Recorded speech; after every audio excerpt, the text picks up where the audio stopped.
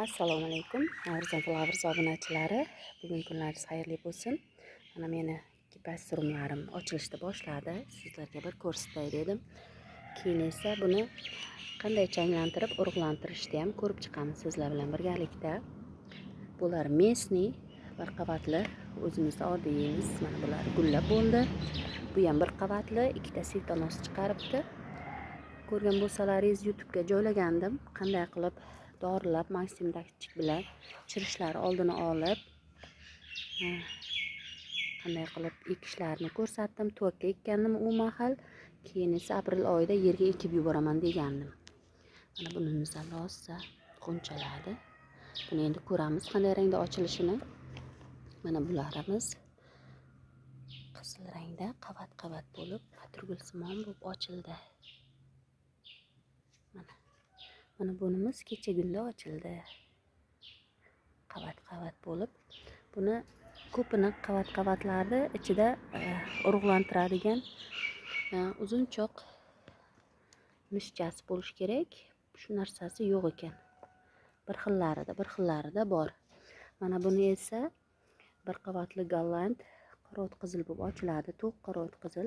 Shuni kelgan vaqt gullab kelganida men gullab turgan oddiy bir qavatli gipas surumda changidan changlantirgandim. Mana urug'lari pishish arafasida 6 ta urug'chasi mana. Agarda bulari yaxshi yetilmasa ham mana shu bittasi ham yetib ortadi. Kamida ichida bir 20 ta piyozcha bo'ladi. Bularni ham ekishni ko'rsataman. Hozir sizlarga gipas surumlarim holati, keyin esa changlantirishni ko'rsatib o'taman. Bular meni gollandlar. Bular menga gullab kelganda endi barik chiqaryapti mana.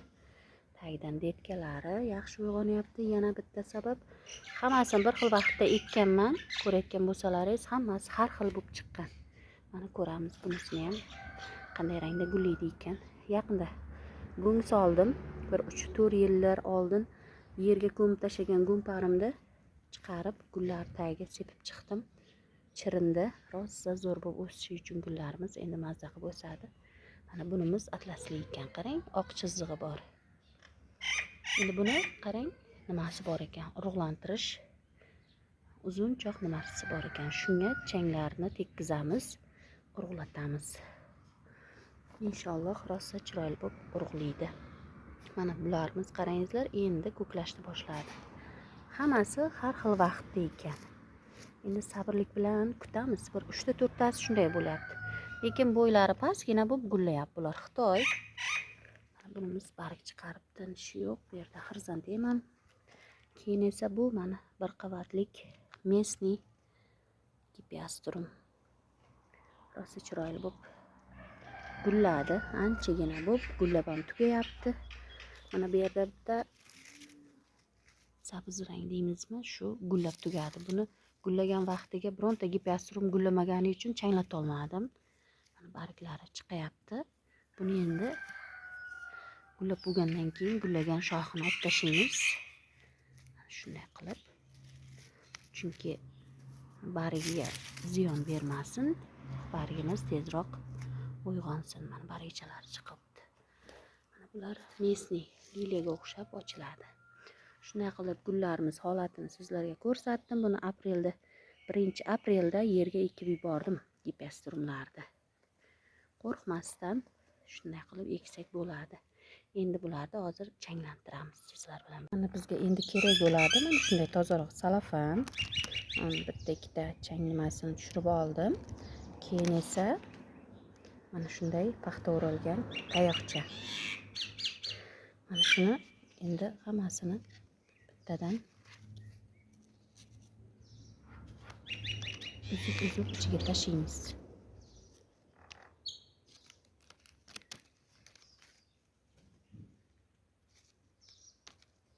Bizga har xil rangli qilib svetonoslari, gullarni har xil, masalan, piyosturi deymiz-ku, o'zimizga kerakli. Hozir hamma joyda urf bo'ldi. Ham shunday qilib changlantirib olishimiz ham mumkin. Hozir endi buni terib olay. Hammasini setonoslardan mana shunday changlarni terib olamiz. Bu oddiy mesni bir qavatlik. Bu esa to'q qizil rangdagi qavat-qavat bo'lib ochiladiganimizda setonoslardan, changlardan olamiz. Qani ko'ramiz, biz ham shunday variatnilarni o'ylab topa olamizmikan? Sinab ko'ramizmikan? Qo'limizdan kelsa kelgan. Kelmasa ilojimiz yo'q. Changlantirib olsak, urug'latib olsak ham bo'ladi. Arzon gul emas. Xitoyliklar qilgan ishni biz qila olmaymizmi? Mana changlantiradigan joylari. Yaxshi ochilishini kutdim. Yaqinda ochilganida shunga terib olamiz. Bunun hech qanday ziyoni yo'q.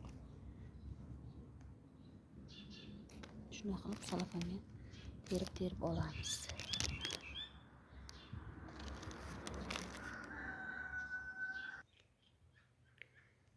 Mana bu mesninikini ham olamiz. Hammasini changini terib olay. Keyin birgalatib changlantirib chiqamiz. Bularni hammasini ochilishini kutdim sizlarga ko'rsatish uchun. Hammasi ham birda ochilmadi. Birma-ketin ochildi. Endi shunday qilib hammasini bir-bir changlantirib ko'raman. Mana shunday joyga tekkizamiz changlantirishda. Mana ko'rinayotgan bo'lsa, yana olaylik. Urug'laydi, changlangandan keyin urug'ini keyin ekishda ham ko'rib chiqamiz qani. Bularni tajriba qilaylik shunday qilib.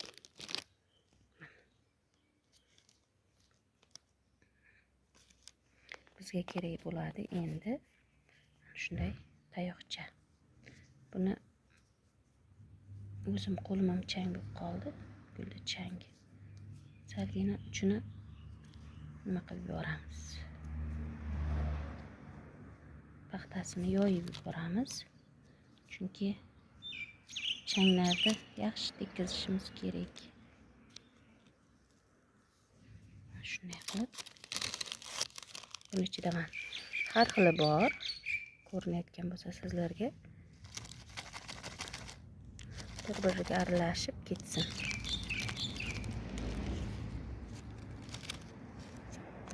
Qochadi qo'limdan. Tajriba qilamiz degan joyda tajriba quyonchalarimiz. Shunday tekkizib rosa changlandi.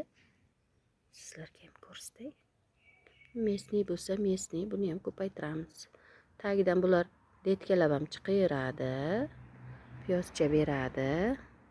Shu videoga telefonimiz yaxshi olmayaptimi deyman.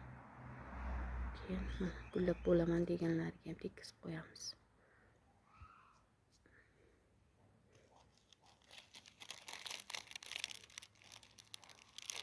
Lekin biz mana shu urug'latish yo'lini ham ko'rib chiqishimiz kerak.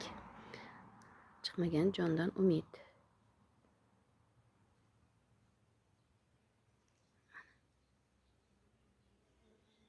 Qaysi biri bo'lsa ham changlanaveradi, farqi yo'q bizga.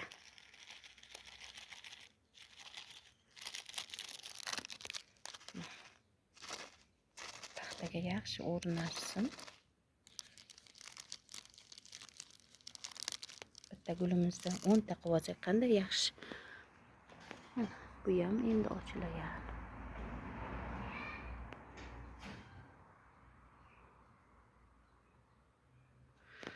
Shunday qilib hammasiga tekkizib chiqmoqchiman.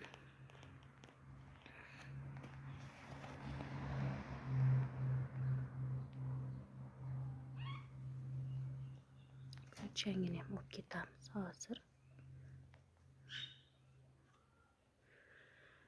Endi uy sharoitida yuribman. Tajriba qilish ham oson emas.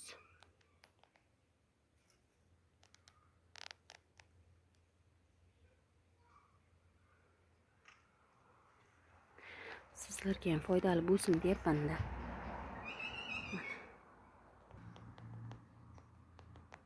Mana bu to'q qizil qavat-qavat ochiladiganimizda ham changlantiramiz. Chiqmagan jondan umid, qani ko'ramiz, changlanar ekan.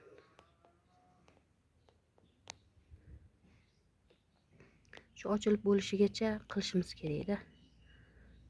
Urug' tagidan tuyib urug'ga tayyorlanib boshlaydi. Hamda changimizga yana botirib olsam, meni gruppamda kuzatayotganlar bilishadi, Telegram gruppada qanday ekkan jarayonlarimgacha ko'rsatganman.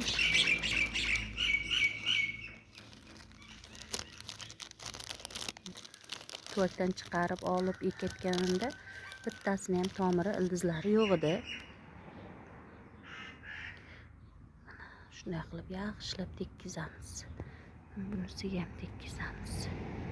Boshqalari ham agarda gullab qolsa, bunikini olib ketamiz mana. Boshqa bir qavatli ochiladigan gullarimizni ham changlantirib yuboraylik.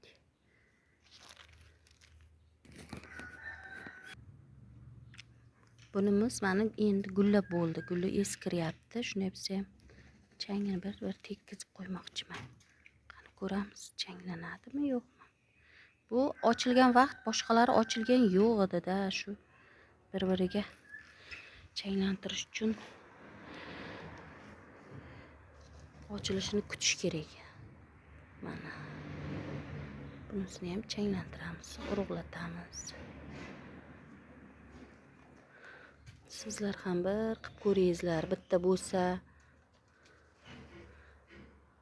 boshqasi bilan, oddiy bilan, piyostriylari bilan.